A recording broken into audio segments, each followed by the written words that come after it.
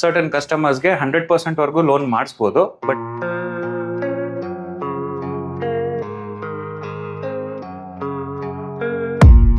I don't really know what comes next. I'm just doing my best, even though I'm so stressed out. Everything just feels like a test that I fail, so depressed when I can't seem to get out. But something deep inside won't let me quit.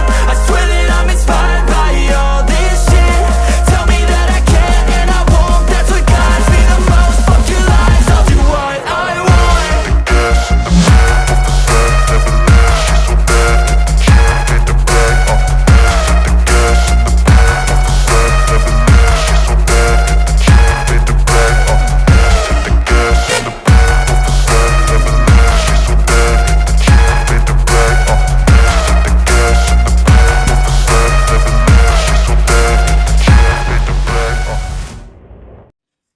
Hello hi friends, welcome back to our YouTube channel. Actually cinematic shorts ಎಲ್ಲ ನೋಡಿದ್ದೀರಾ. So ನನ್ನ ಹಿಂದೆ ನಿಂತಿದೆ ZX6R, ZX10R.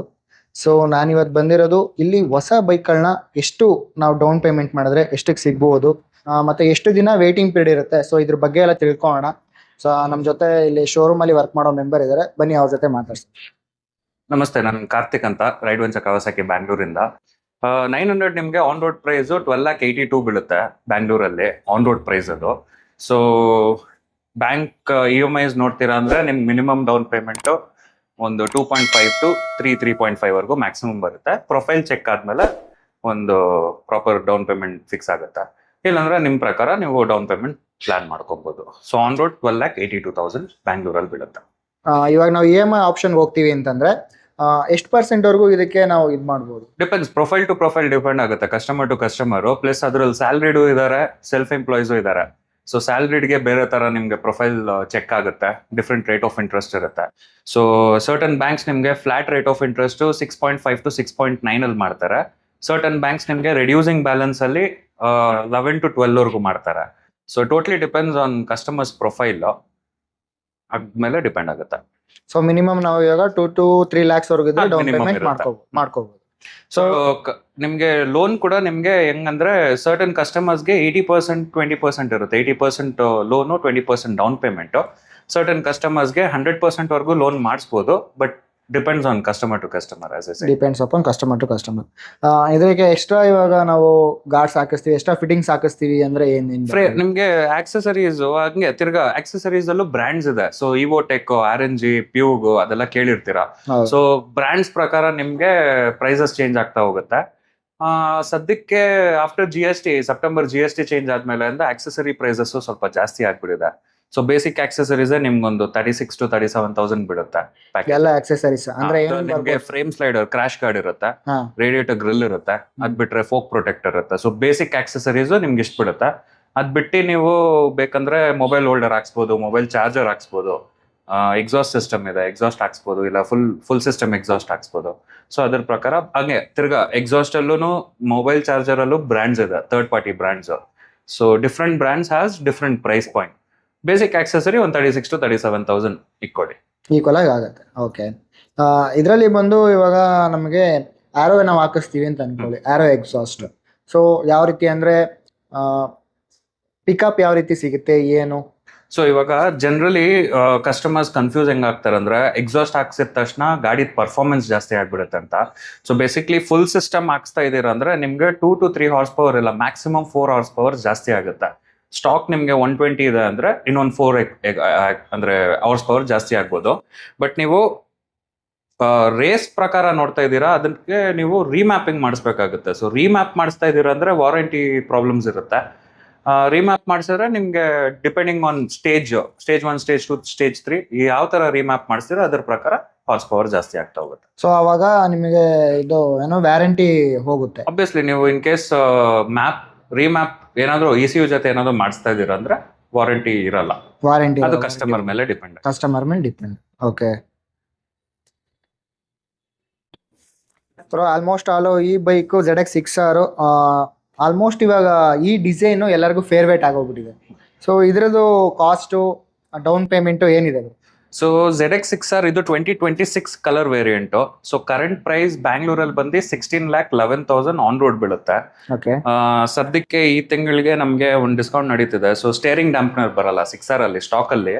So all ಇನ್ಸ್ದು manual steering damper worth close to 80,000 to 80,000 ರುಪೀಸ್ದು free accessory ಬರ್ತಿದೆ. ಇದಕ್ಕೆ down payment ಬಂದು again depends on the profile, but on the minimum ನಿಮಗೆ ಒಂದು 3.5 to 4 lakhs ವರೆಗೂ ಡೌನ್ ಪೇಮೆಂಟ್ ಬರುತ್ತೆ. ತಿರ್ಗಾ ಸೇಮ್ ನಾನು ಮುಂಚೆ ಹೇಳ್ದಂಗೆ ನಿಮಗೆ ಕಸ್ಟಮರ್ ಟು ಕಸ್ಟಮರ್ ಡಿಪೆಂಡ್ ಆಗುತ್ತೆ ಪ್ರೊಫೈಲ್ ಮೇಲೆ ಎಷ್ಟು rate of interest. So rate of interest ನಿಮಗೆ ಫಿಕ್ಸ್ಡ್ ಅಂದರೆ 6.5 ಅಂತ ಇಟ್ಕೊಳ್ಳಿ, ರಿಡ್ಯೂಸಿಂಗ್ ಅಂದರೆ 12 ಅಂತ ಇಟ್ಕೊಳ್ಳಿ. ವಿತಿನ್ ದಟ್ ನಿಮಗೆ ರೇಟ್ ಆಫ್ ಇಂಟ್ರೆಸ್ಟ್ ಇರುತ್ತೆ. ಓಕೆ. ಇದಕ್ಕೆ ಆಕ್ಸೆಸರೀಸ್ ಏನೇನು ಸಿಗ್ಬೋದು? ಸೇಮ್ ಹಂಗೆ ನಿಮಗೆ ಒಂದು ಫ್ರೇಮ್ ಸ್ಲೈಡರ್ ಬೇಕಾಗುತ್ತೆ, ರೇಡಿಯೇಟರ್ ಗ್ರಿಲ್ ಬೇಕಾಗುತ್ತೆ, ಫೋಕ್ ಪ್ರೊಟೆಕ್ಟರ್ ಬೇಕಾಗುತ್ತೆ. ಸೊ ಬೇಸಿಕ್ ಆಕ್ಸೆಸರಿ 6Rಗೆ ಸ್ವಲ್ಪ ಜಾಸ್ತಿ ಕಾಸ್ಟ್ಲಿ ಇದೆ. ಸೊ ಆಲ್ಮೋಸ್ಟ್ ಒಂದು 45 ವರೆಗೂ ಬರುತ್ತೆ ಬೇಸಿಕ್ ಆಕ್ಸೆಸರೀಸ್, 45,000 to 46,000. ಸೊ ಅದ್ರ crash guard, radiator grill, folk protector included ಇರುತ್ತೆ. ಇದಕ್ಕೆ ಎಕ್ಸಾಸ್ಟ್ ಸಿಸ್ಟಮ್ ಅಂದ್ರೂ ಸೇಮ್ ಆಲ್ಮೋಸ್ಟ್ ನಿಮ್ಗೊಂದು 60,000 ವರೆಗೂ ಬರೀ ಎಕ್ಸಾಸ್ಟ್ ಬರುತ್ತೆ ಎಂಡ್ ಕ್ಯಾನ್. ಫುಲ್ ಸಿಸ್ಟಮ್ ಬೇಕಂದ್ರೆ 1.2 1.3 ಅಷ್ಟರಲ್ಲಿ ಇರುತ್ತೆ. 1.2 1.3. ಓಕೆ.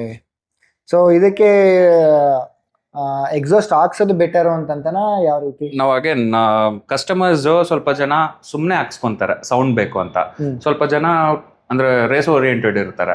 ಸೊ ಹಂಗ್ ಮಾಡೋರು ಏನ್ ಮಾಡ್ತಾರೆ, ನಿಮ್ಗೆ ಟ್ಯೂನ್ ಮಾಡಿಸ್ಕೊಂತಾರೆ ಸ್ಟೇಜ್ 2 ಇಲ್ಲಾಂದ್ರೆ ಸ್ಟೇಜ್ 3 ಡೈರೆಕ್ಟ್ ಅಲ್ಲಿ. ಸೊ ಎಕ್ಸಾಸ್ಟ್ ಹಾಕ್ಸೋದು ಬೇಸಿಕ್ಲಿ ಸೌಂಡ್ಗೋಸ್ಕರನೇ, ಪರ್ಫಾರ್ಮೆನ್ಸ್ಗೋಸ್ಕರ ಅಂದ್ಬಿಟ್ಟು ಎಲ್ಲರೂ ಹಾಕ್ಸ್ಕೊಳಲ್ಲ. ಇವಾಗಿರೋ ಕಸ್ಟಮರ್ ನೋಡ್ತೀರಾ ಅಂದ್ರೆ ಇಟ್ಸ್ ಲೈಕ್ ಅಂದ್ರೆ ಒಂದು ಸೌಂಡ್ಗೋಸ್ಕರನೇ ಮೇನ್ಲಿ. ಸೊ ಎಕ್ಸಾಸ್ಟ್ ಚೇಂಜ್ ಮಾಡ್ತಿದ್ದಾರೆ ಇನ್ಲೈನ್ 4 ಅಲ್ಲಿ ಅಂದ್ರೆ it will be 90% of customer ಸೌಂಡ್ಗೋಸ್ಕರನೇ.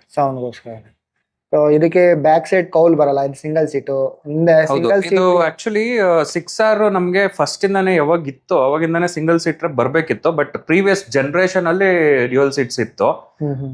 ಈ ಜನರೇಷನ್ ಅಲ್ಲಿ ನಿಮ್ಗೆ ಸಿಂಗಲ್ ಸೀಟ್ ರಿಜಿಸ್ಟರ್ ಆಗುತ್ತೆ. ಬೀಯಿಂಗ್ ಅ ಸೂಪರ್ ಸ್ಪೋರ್ಟ್, ಇದು ZX10R ಎರಡು ಸಿಂಗಲ್ ಸೀಟರ್ ನಿಮ್ಗೆ ರಿಜಿಸ್ಟರ್ ಆಗೋದು. ಡಬಲ್ ಸೀಟ್ ಬೇಕು ಅಂದ್ರೆ ನಾವು ಸೀಟ್ ಆರ್ಡರ್ ಮಾಡಿಸ್ಕೋಬೇಕು. ಆಕ್ಚುಲಿ ರೆಕಮೆಂಡ್ ಮಾಡಲ್ಲ. ಈ ಬೈಕ್ಸ್ ಅಲ್ಲಿ ಡ್ಯುಯಲ್ ಸೀಟ್ ಓಡಿಸೋದು ತುಂಬಾ ಕಷ್ಟ ರೈಡರ್ಗೆ. ಪ್ಲಸ್ ಪೀಲಿಯನ್ ಹಿಂದೆ ಕೂತಿರೋರ್ಗು ಕಷ್ಟ ಆಗುತ್ತೆ, ಯಾಕಂದ್ರೆ ಹಿಡ್ಕೊಳಕ್ ಏನು ಇರಲ್ಲ. ಟೋಟ್ಲಿ ರೈಡರ್ ಮೇಲೆ ಡಿಪೆಂಡ್ ಇರ್ತಾರೆ. ರೈಡರ್ ಫುಲ್ ವೆಯ್ಟ್ ನಿಮ್ಗೆಲ್ಲ ಹ್ಯಾಂಡ್ ಬಾರ್ಸ್ ಅಲ್ಲಿ ಪ್ಲಸ್ ಹ್ಯಾಂಡ್ಸ್ ಅಲ್ಲಿ ಇರುತ್ತೆ. ಸೊ ರೆಕಮೆಂಡ್ ನಾವು ಮಾಡಲ್ಲ. ಬೇಕಂದ್ರೆ ಫುಟ್ ಪೆಗ್ಸ್ ಪ್ಲಸ್ ಸೀಟ್ ತಗೊಬಹುದು. ಏನ್ ಪ್ರೈಸ್ ಆಗ್ಬೋದು? ಥರ್ಡ್ ಪಾರ್ಟಿ ನಿಮ್ಗೆ ಮೋಸ್ಟ್ಲಿ ಇದು ಒಂದು 40 ಒಳಗೆ ಇರ್ಬೇಕು. 40,000 ವರೆಗೂ ಸಿಗುತ್ತೆ. ಅಂದ್ರೆ ನೀವು ನಿಮ್ಮ ಹತ್ರನೇ ಪರ್ಚೇಸ್ ಮಾಡಬಹುದಾ ಇಲ್ಲ third party accessory official Kawasaki ಇಲ್ಲ? ಓಕೆ. ಅಂದ್ರೆ ಥರ್ಡ್ ಪಾರ್ಟಿಯಿಂದ ನಾವು ಥರ್ಡ್ ಪಾರ್ಟಿಯಿಂದ ಮಾಡಿಸ್ಕೊಬೇಕಾಗುತ್ತೆ. ಬಟ್ ಎಸ್ ಇನ್ ಕೇಸ್ ನೀವು ಮಾಡಿಸ್ತಾ ಇದೀರ ಅಂದ್ರೆ ಇಲ್ಲಿ ನೋಡ್ಬೋದು ನೀವು ಈ ಕಡೆ ಗಾಡಿಯಲ್ಲಿ. ಸೊ ಫುಟ್ ಪೆಗ್ ಈ ಕಡೆಗೆ ನಿಮ್ಗೆ ಹೋಲ್ಸ್ ಕೊಟ್ಟಿದ್ದಾರೆ ಕಂಪನಿಯಿಂದಾನೆ, ಬಿಕಾಸ್ ಇದು ಎಕ್ಸಾಸ್ಟ್ ಹೋಲ್ಡ್ ಮಾಡುತ್ತೆ. ಬಟ್ ಈ ಕಡೆ ಫುಟ್ ಪೆಗ್ಗೆ ನಿಮ್ಗೆ ಹೋಲ್ಸ್ ಇಲ್ಲ. ಓಕೆ. ಸೊ ಇದು ಪ್ಲೇನ್ ಬರುತ್ತೆ. ಇನ್ ಕೇಸ್ ಬೇಕಂದ್ರೆ ಇಲ್ಲಿ ನೀವು ಇದ್ ಮಾಡಿಸ್ಬೇಕಾಗತ್ತೆ, ಡ್ರಿಲ್ ಮಾಡಿಸ್ಬೇಕಾಗತ್ತೆ. So there are chances in case ಏನಾದ್ರು ಫ್ಯೂಚರ್ ಡೇಸ್ ಅಲ್ಲಿ ಆಯ್ತಂದ್ರೆ ವಾರಂಟಿ ಕ್ಲೇಮ್ ಆಗೋ ಚಾನ್ಸಸ್ ಇರುತ್ತೆ. ಟು ಬಿ ಶೋರ್ ಒಂದ್ಸತಿ ಸರ್ವಿಸ್ ಟೀಮ್ ಇಂದ ಕನ್ಫರ್ಮೇಶನ್ ತಗೊಳೋದು ಬೆಟರ್. ಕನ್ಫರ್ಮೇಶನ್ ತಗೊಂಡ್ ಮಾಡಿಸ್ಕೊಳ್ಳೋದು ಬೆಟರ್. ಓಕೆ.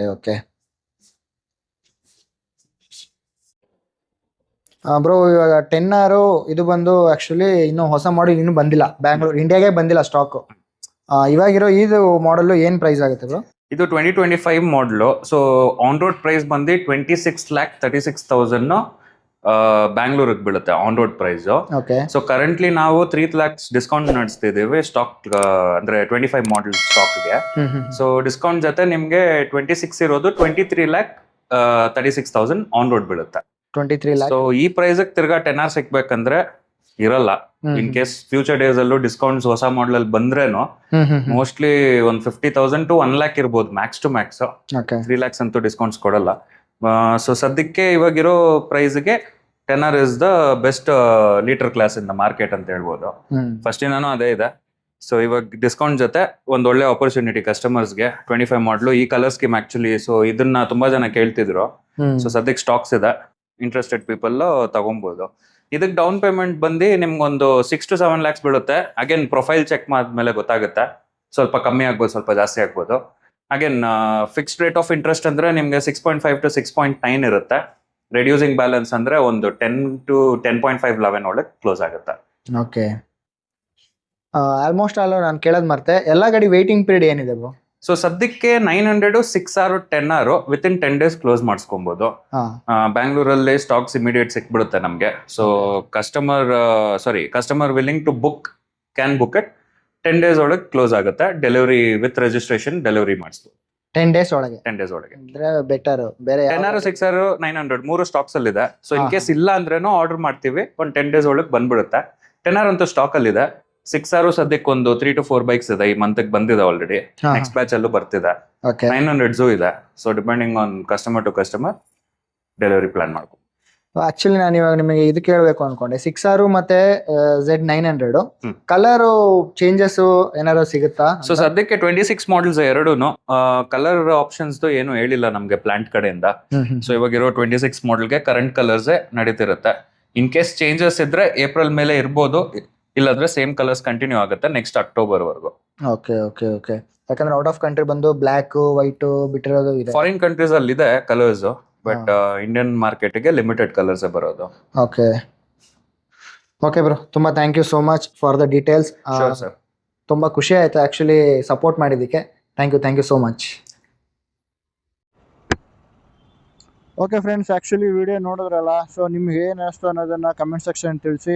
ನಾನಂತೂ ಫುಲ್ ಖುಷಿ ಆಗ್ಬಿಟ್ಟೆ. ಯಾಕೆಂದರೆ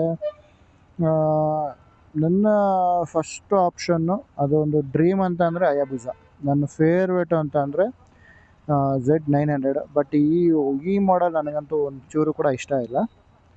ಇನ್ನು ಅದು ಬಿಟ್ಟರೆ ನನಗೆ ತುಂಬ ಇಷ್ಟ ಆಗಿದ್ದು ಅಂದರೆ ZX6R. ಮಾಡೆಲ್ ಚೇಂಜ್ ಮಾಡಿಲ್ಲ, ಸ್ವಲ್ಪ ಡಿಸೈನ್ ಸೇಮ್ ಇದೆ, ಎಕ್ಸ್ಟ್ರಾ ಫ್ಯೂಚರ್ಸ್ ಇದೆ ಈ ಹೊಸ ಮಾಡೆಲಲ್ಲಿ. ಬಟ್ ನನಗೆ ಕಲರ್ ಇಷ್ಟ ಆಗಿಲ್ಲ. ಹಳೆ ವರ್ಷನ್ ಏನಿದೆ ಆ ಕಲರು, ಆ ಸ್ಕೀಮು, ಆ ಡಿಸೈನು ಅಲ್ಟಿಮೇಟ್ ಆಗಿದೆ. ಸೊ ನನಗದು ತುಂಬ ಅಂದರೆ ತುಂಬ ಇಷ್ಟ ಆ ಡಿಸೈನು. ಬಟ್ ಆ ಡಿಸೈನ್ ಇವಾಗ ಬರ್ತಾ ಇಲ್ಲ, ನೋಡ್ಬೇಕು. ಅದು 2024 ಮಾಡೆಲ್ ಅಂತ. ಇದು 2025 ಮಾಡೆಲ್ ಬಂದಿದ್ದಲ್ವಾ. ಸೊ ಅದು 2024 ಮಾಡೆಲ್ ಅದು. ಸೊ ಅದಕ್ಕೂ ಇದಕ್ಕೂ ತುಂಬ ಡಿಫ್ರೆನ್ಸಸ್ ಇದೆ. ಕಲರು ಓಕೆ, ನಂಗೆ ಕಲರ್ ಅಷ್ಟು ಇಷ್ಟ ಆಗಿಲ್ಲ. ಅದೊಂದು ಬಿಟ್ಟರೆ ಗಾಡಿ ಮಾತ್ರ ಫುಲ್ಲು ಸೇಮ್ ಟು ಸೇಮು. ಇನ್ನು ZX10R ಏನು ಬರುತ್ತೆ ಅದನ್ನು ನೋಡಬೇಕು. ಅದು ಬಂದ ಮೇಲೇ ನಮಗೆ ಸಿಗೋದು. ಇವ್ರ ಹತ್ರ ZX10R ಇನ್ನೂ ಬಂದಿಲ್ಲ. ನೋಡೋಣ ಏನಾಗುತ್ತೆ ಏನು ಕತೆ ಅನ್ನೋದು ಗೊತ್ತಿಲ್ಲ. ಬಂದ ಮೇಲೆ ವಿಡಿಯೋ ಮಾಡೋಣ ಅದ್ರದ್ದು ಒಂದು. ಸೊ ಕೇಳಿದ್ರೆ ಖಂಡಿತಲ್ಲೂ ವಿಡಿಯೋ ಮಾಡೋಕ್ಕೆ ಬಿಟ್ಟರು ನನಗೆ ತುಂಬ ಖುಷಿ ಆಯಿತು. ಕೆಲವೊಂದೊಂದು ಶೋರೂಮಲ್ಲಿ ನಾನು ಕೇಳಿದಾಗ ನನಗೆ ಅಷ್ಟೊಂದು ಸಪೋರ್ಟ್ ಸಿಕ್ಕಿಲ್ಲ. ಬಟ್ ಓಕೆ, ಇಲ್ಲಿ ಕೇಳಿದ ತಕ್ಷಣ ಅವರೊಂದು ಸಪೋರ್ಟ್ ಮಾಡಿದ್ರು, ಕೇಳಿದ್ರು, ಇಲ್ಲ ನೀವೇ ಮಾಡ್ಕೊಳಂಗಿದ್ರೆ ಮಾಡ್ಕೊಳ್ಳಿ ಅಂತಂದರು. ಬಟ್ ನನಗೆ ಅಷ್ಟೊಂದು ಡೀಟೇಲ್ಸು ಗೊತ್ತಿಲ್ಲದೆ ಇರೋ ರೀಸನ್ಗೆ ನಾನು ಅಷ್ಟೊಂದು ಮಾತಾಡೋಕ್ಕೆ ಹೋಗಿಲ್ಲ. ಅವ್ರು ಬಿಟ್ಟಿದ್ದಾರೆ ಅಂದರೆ ಮತ್ತೆ ಅವ್ರಿಗೆ ಗೊತ್ತಿರುತ್ತೆ ಎಲ್ಲ ಡೀಟೇಲ್ಸು. ಸೊ ಹಾಗಾಗಿ ಅವ್ರ ಹತ್ರನೇ ನಾನು ಪೂರ್ತಿ ಡೀಟೇಲ್ಸ್ ನಾನು ತೊಗೊಂಡೆ. ನೀವು ನೋಡಿದ್ದೀರಾ, ನಿಮ್ಗೆ ಹೇಗೆ ಅನ್ನಿಸ್ತು ಅನ್ನೋದನ್ನು ಕಮೆಂಟ್ ಸೆಕ್ಷನ್ ತಿಳಿಸಿ. ಮತ್ತು ನಿಮ್ಮ ಡ್ರೀಮ್ ಬೈಕ್ ಯಾವುದು ಅನ್ನೋದನ್ನ ಮರೀದೆ ಕಮೆಂಟ್ ಮಾಡಿ. ಓಕೆ, ಸೊ ಇಲ್ಲಿಗೆ ವಿಡಿಯೋ ಎಂಡ್ ಮಾಡ್ತಾ ಇದ್ದೀನಿ. Thank you so much for the support. ಹೀಗೆ ಸಪೋರ್ಟ್ ಮಾಡ್ತಾಯಿರಿ ಎಲ್ಲರಿಗೂ. ಸಿ ಯು, ಚಾಚಾ, ಬಾಯ್ ಬಾಯ್.